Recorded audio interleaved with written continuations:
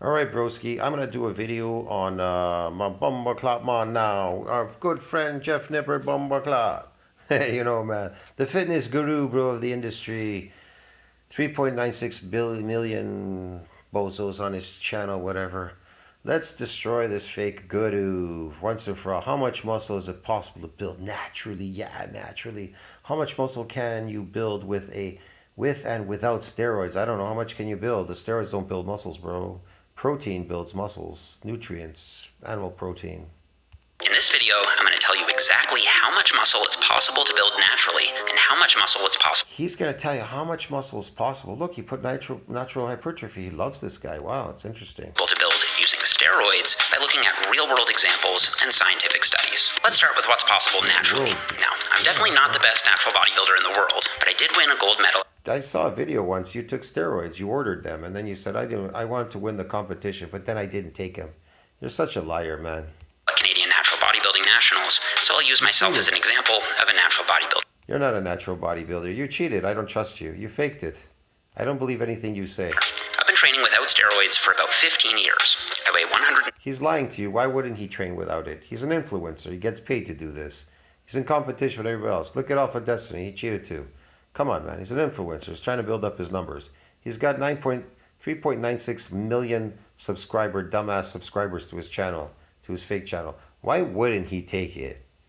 Look at this inflamed muscles that he has. 60 pounds when I'm lean and 180 pounds when I'm bulked at 5 foot 5 inches tall. Like most people, I put on most of my muscle in my first 5 years of lifting. Both of my parents were bodybuilders, so I trained pretty hard. You put on the first 5 years this muscle. Can you prove that that's muscle? Can you prove it? Prove what that is in there. What's that stuffing inside? You know, I have stuffed bears. You don't even know if it's cotton or if it's pure in there. Is it pure feathers? Is it feathers or is it cotton? Can you tell which one it is? No, you have to open it and find out. Yeah, I know. You're working out pretty hard. What does working hard have to do with building a muscle? Weights don't build muscles. They break proteins down, or they can cause injuries to muscle fibers, micro injuries, or break down fibers. Or also, if you're in adapted state now, because repeated bout effect protects muscle from any more damage, and myonuclear domain size limit. How did you bypass that? There's no more damage, man. You're just pumping glycogen now, and you're getting an inflammatory response if you're doing this chronically. So prove to us you're building muscle. From the start. In my first 5 years, I gained around 20 pounds of muscle. Over the next first 5 years, you gained around 20 pounds of muscle. Prove this is muscle. Is this muscle? Can you prove it? What if it's an inflammatory response? What if it's just fluid and inflammatory response and glycogen in there? Sarcoplasmic muscles. Come on, man. Prove that it's real myofibrillar, solid fiber growth. Eh? The only way to build muscle is protein synthesis needs to exceed that breakdown. I doubt you ever did it. I doubt that you ever did that, bro. You're such a cheat. Years, I put on a little more muscle, but not as much. Only another 5 pounds or so. And in the next 5 years after that, it was... I say you're phony, bro, okay?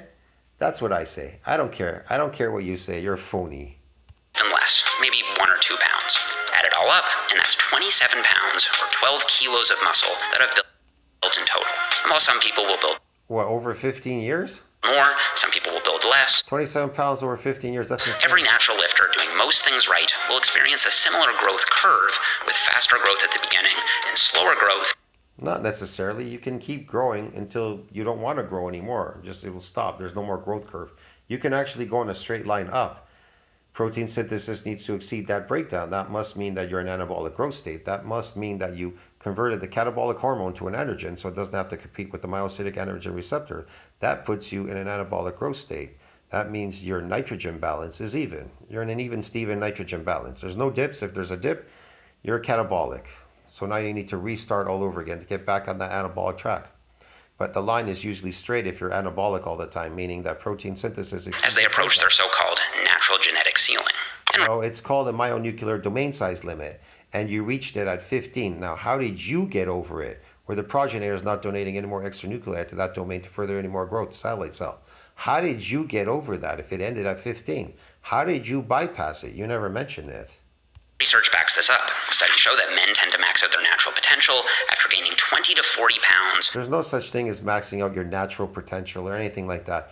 You reached a myonuclear domain size limit where the progenitor, the satellite cell, is not donating any more extra nuclei to that domain to further any more growth. you need nuclei to synthesize protein. So how did you get more of them to continue your growth even to 27 pounds? How did you do that? If it ended at 15, how did you do it? You said you got 27 pounds. You were older than 15. So how did you do it? How did you bypass myonuclear domain size limit? Or 9 to 18 kilos of muscle mass, and women tend to max out their natural potential after gaining 12 to 24 pounds of muscle. And while He's making this up. These numbers are all made up. You don't know what they could bypass. You don't know what they can do or how they can get there. They could get sarcoplasmic muscle. It could be inflammatory muscle. It could be anything. It could be fiber growth, myofibrillar growth, the cracks and the domes and all that. It could be a whole bunch of stuff. I think it is possible to gradually nudge that ceiling up with advanced training and diet strategies. That nudging will be marginal. Yeah, to get every type of hypertrophy, it takes a very specific training. If you want inflammatory muscles, inflammatory response, you come chronically to the gym and you do that. Now, if you want it to now you want some sarcoplasmic muscle, you eat a herbivore diet. Eat a herbivore diet and you'll get sarcoplasmic muscles. That doesn't happen with meat, a meat diet, carnivore diet, your natural diet, which you're supposed to be eating.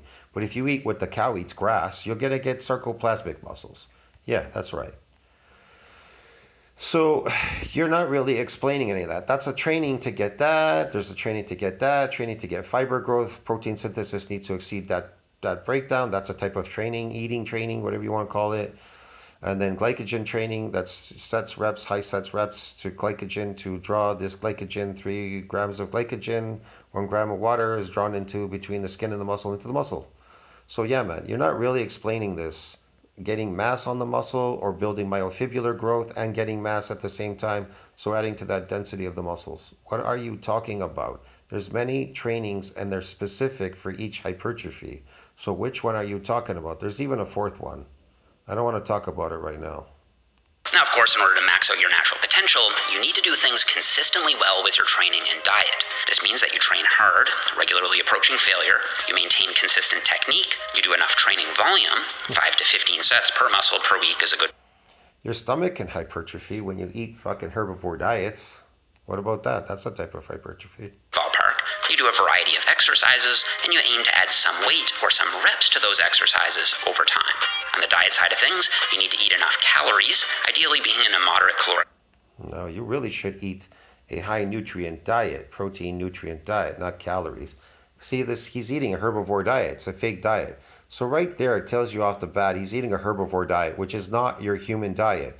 So these are carbs. So you're loading glycogen inside the muscle, and the muscle could hold a lot of glycogen. So these are phony muscles. Surplus for at least half your lifting time, and you need to eat enough protein, ideally eating at... Yeah, and these things are toxic here, so they're bad for you. They're inflammaging, they're accelerating aging and stuff. Exercise is unhealthy. It accelerates aging. It destroys your body. These foods you're eating destroy your body. They're unhealthy. More inflammation, walking around with flame muscles and stuff, pretending you have muscles is ridiculous. And sarcoplasmic muscles, these artificial muscles, this is more bullshit. At least 0.7 grams of protein per pound of body weight, or 1.6 grams per kilo. If you do all of this for 5 to 10 years, you'll almost certainly gain 20 to 40 pounds of muscle and come pretty close to max. To 10 years? What if I do this in a couple of months? What if I just go to a buffet and eat for 5 hours and eat all day? What if I eat protein all day, Jeff? And maybe even some carbs, throw them in there for fun. I'm not supposed to be eating that. But what if I do that?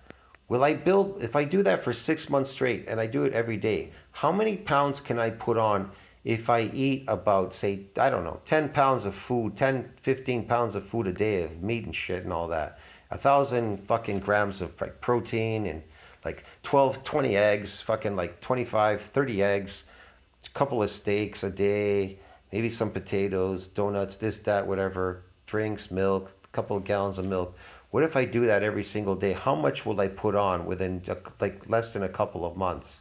All that what you're talking about, get it? You're an idiot. Stop talking. You're nonsense, bro. It's just ridiculous what's coming out of your mouth.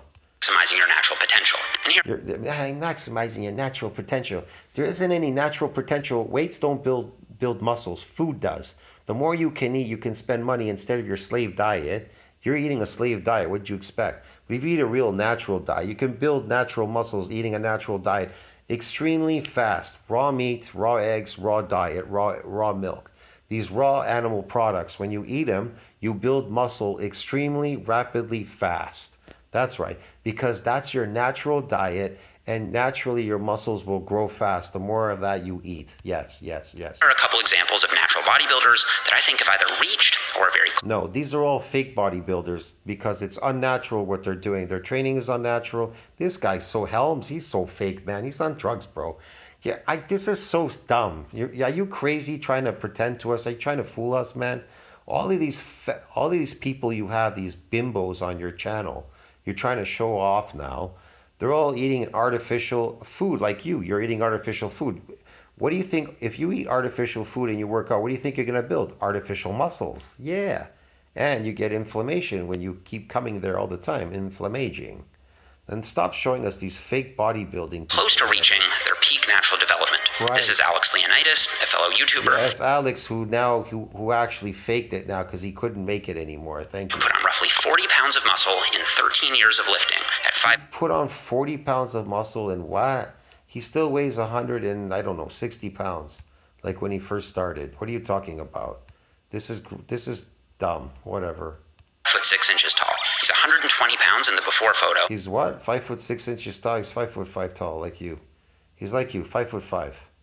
A manlet. And 160 pounds in the after photo at a similar body fat percentage. All you manlets are so insecure. You have to pretend and lift heavy weight, do all these things because the world sees you like how you are. Manlet syndrome, the Napoleon syndrome, man. Go away. He's also done several extended bulks where he's got as high as 200 pounds. He did extended bulks. Eating a herbivore diet doesn't build muscle. Getting fat and trying to get lean again doesn't build muscle. Protein builds muscle. It needs to exceed that breakdown in order to gain mass on the muscle. And also, if it's muscle damage, then it could be apoptotic if you can't keep up with that. Okay, so it still needs to exceed that.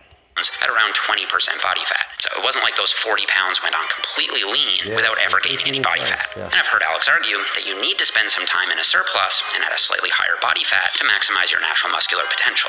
As a taller example, more fakes. And this guy faked it too. My God, he shows so many fake. Joffrey Verity, another fake, bro. This is Jeffrey Verity Schofield, another fellow YouTuber who put on roughly 43 pounds of muscle across 10. Did you see him before COVID? He was working out. Never looked anything like that. He looked like that on the left the whole time. Then all of a sudden, just overnight, the last few months, he changed. Boom.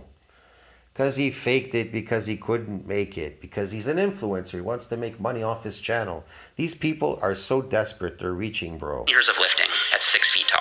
He's 150 pounds in the before photo and 193 pounds in the after photo at a similar body fat percentage. That's so small. 193 pounds is really small, man. I don't know. Whatever. And it's worth mentioning that Jeff did a series of bulks and cuts, getting up to 224 pounds at his peak bulk weight before cutting down to 193. That's how he looked like. That's how he always looked like on his channel. Tiny. He looked lean. He looked buff, or fatty, and like that. Whatever, high body fat, whatever. He looked kind of like that. Now he looks like fucking, I don't know, like he took something. Now, just in case there are a few people who think these examples aren't actually natural and we're secretly taking steroids to advance our fitness careers, let's consider a few examples of bodybuilders from the pre-steroid era. Anabolic steroids weren't isolated and synthesized. You can't prove anything, Chef. You're so full of shit. Until the early 1930s and weren't made injectable until 1935. So any bodybuilder prior to that date couldn't have been using them. And here are some examples of impressive bodybuilders from that era who had to be natural as a matter of historical fact. There were impressive strong men and strong women from the 1920s and earlier displaying incredible muscularity and leanness. There were even some bodybuilders from the 1800s. Muscular and leanness because they ate their natural diet back then. Over 100 years ago, people still ate a natural, pretty somewhat of a natural diet. Not totally, but now people eat so fake, man. They eat artificial food to build artificial muscles. Even steroids, they don't build muscles. They build artificial muscle steroids. That protein builds muscles. It has to exceed that breakdown, you knucklehead. Not steroids. Steroids will definitely help you get the pump, this glycogen in the muscle if you eat a herbivore diet.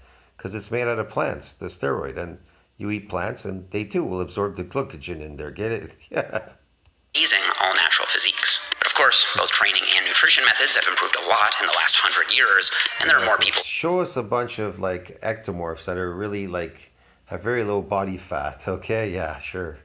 Okay, but there's sometimes you show us some mesomorphs. They look even more massive because they have more muscle fibers Into bodybuilding these days, so it's extremely unlikely that these pre-steroid era bodybuilders represent the pinnacle of what's possible naturally. The best modern natural bodybuilders achieve even better development. Depends on how much you can eat if you have money.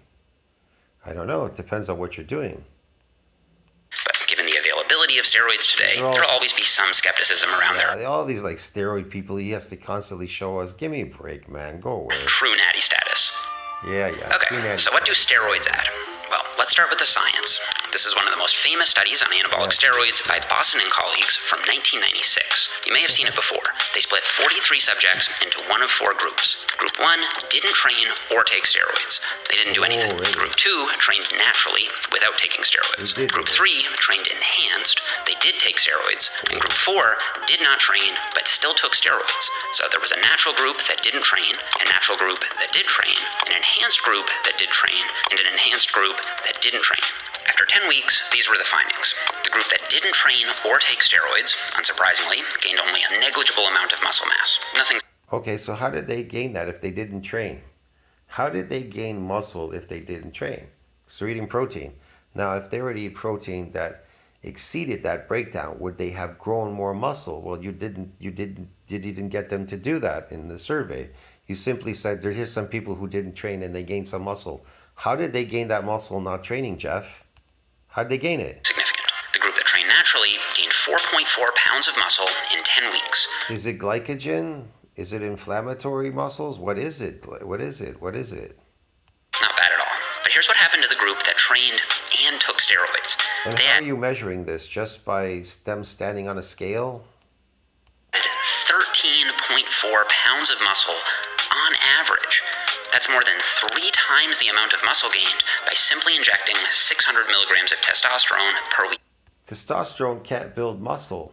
And even if they ate the same diet as each other, they all ate the same diet, they wouldn't gain 3 times that amount of muscle. It's retaining glycogen in there because you're eating herbivore diet, a fake diet, an artificial diet. So these artificial muscles, artificial diet, that's what they're doing, creating artificial muscles, yeah. Drawing this herbivore diet in there. Get it, bro, because you're eating the wrong diet. It would never happen with protein. Protein synthesis needs to exceed that breakdown to build muscle still, no matter what. They didn't build 3 times more muscle. They built 3 times more sarcoplasmic muscle and inflammatory response as well. Everything else was the same. But that's not the craziest part. The group that took steroids and did not even train, they gained, ready, 7 pounds of muscle in 10 weeks. That's more than 1.5 times the muscle gained by the natural training group without even training. Let's consider the dosing, though. They injected 600 milligrams. Yeah, because they got glycogen in their muscle, because they've been eating. You didn't even say what they were eating. What were they eating to gain that muscle? You think sugar builds muscle? Sugar and toxins from plants build muscles? You're insane, bro. Testosterone per week, which got me wondering if that'd be considered a high dose or a low See the misinformation on here? It's ridiculous, bro. dose by today's bodybuilding standards. To help me answer this question, I spoke with an anonymous anabolics expert about how much steroids people actually take. In the most famous studies on this, they give people 600 milligrams of testosterone per week. Would you consider that a high dose, moderate dose, or low dose? It depends on the context of the individual. I would say for an entry level. These are the internet gurus, like more plates, more dates, and all this goofy stuff. He has to cover up his face. This is ridiculous. Enhanced user, it would be high. At 100 milligrams, you're typically All these people are losers. looking at what is representative of therapeutic hormone replacement. As you get to 150 to 200 milligrams per week, you're looking at what is more representative of, like some people call it sports TRT. It's kind of like the fitness industry. Next one. The biggest potential for downsides.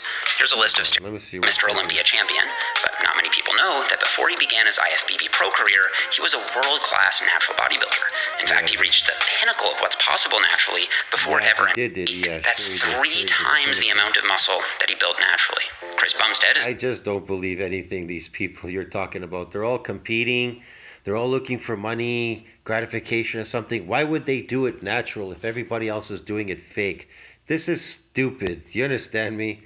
If everybody is doing it fake and they're competing and they're trying to be an influencer in a competition or something, why the fuck would they do it natural when they know that everybody else is faking it? This is retarded.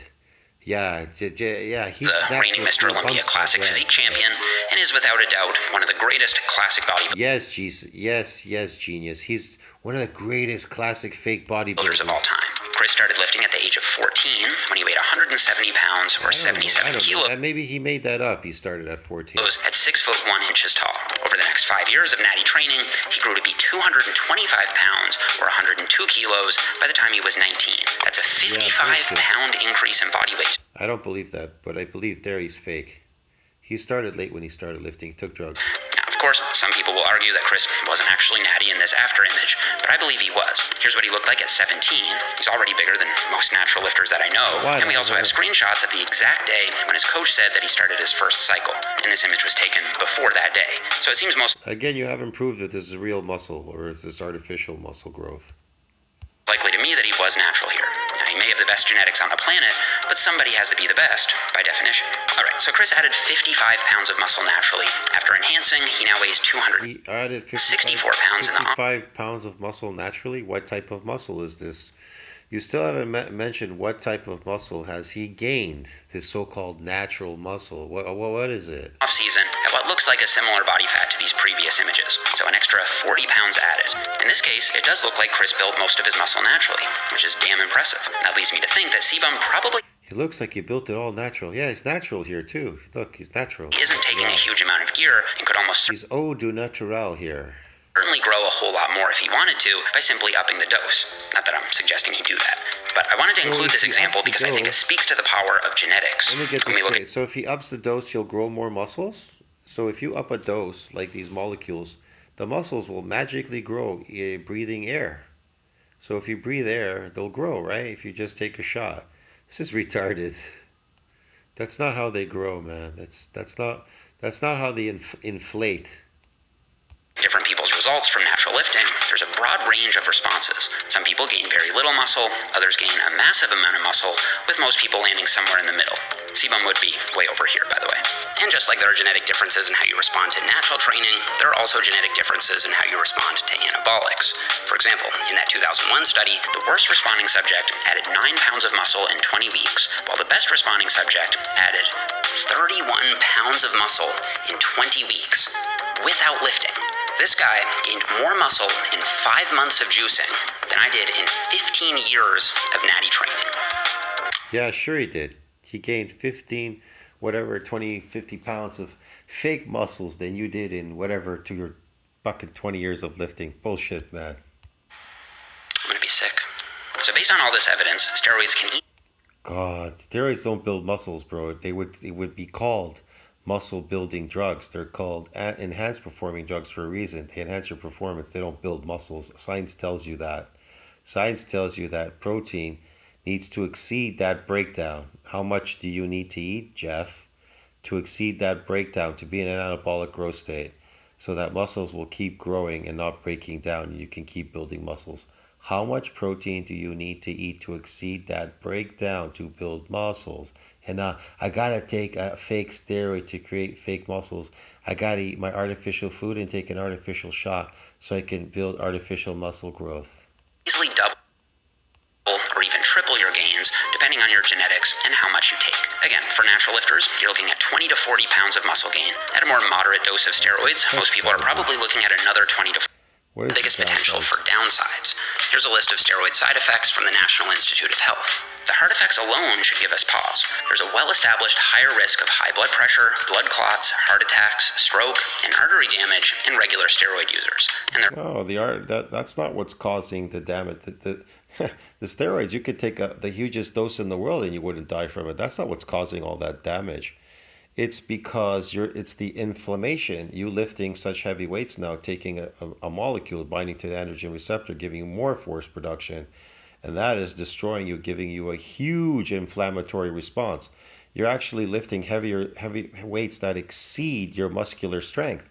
And so using these molecules, artificial molecules, to enhance this artificial strength that you're getting. And so you're causing more inflammatory response in the muscles because you're lifting heavier, more so heavy that the muscles can't keep up with the weight. And so the inflammation is much more bigger than somebody regularly lifting because they're getting inflammatory muscles too as well. Plus you're eating a herbivore diet. So you're increasing the fluid in there, which is unhealthy to have all this sarcoplasmic fluid, sarcoplasmic muscles. It's fakey shaky, bro. Get it? Yeah. Steroids don't build that. Protein builds muscles. Must exceed this breakdown. Are often unwanted visual side effects like gyno, balding, acne, abscesses, and oily-looking skin. You know, and gyno, this, that, because it crashes your testosterone.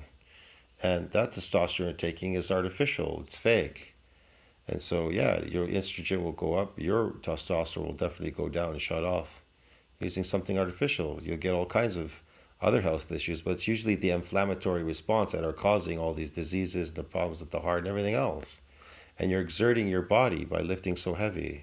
And while it certainly is possible to mitigate Because some the of drug is doing that to you. these side effects by using moderate and controlled dosages with regular hormonal monitoring by a medical doctor, you're still taking a gamble on your health when you decide to enhance.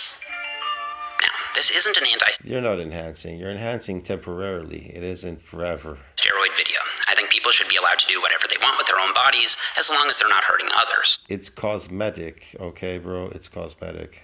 But I also think it's important that people actually understand what steroids really do, both good and bad. If you're thinking about enhancing, I think it'd be smart to at least max out your natural Why do you need to do that unless you're getting paid or you're in that industry? That's when you use it. That's when people use it. potential first. This will force you to understand your body and force you to learn how to pull the training and nutrition levers most effectively for your physique. That knowledge will then empower you so that you don't feel like you need anabolics, and it'll give you enough time to really make an informed decision. Natty maxing is Sure it will.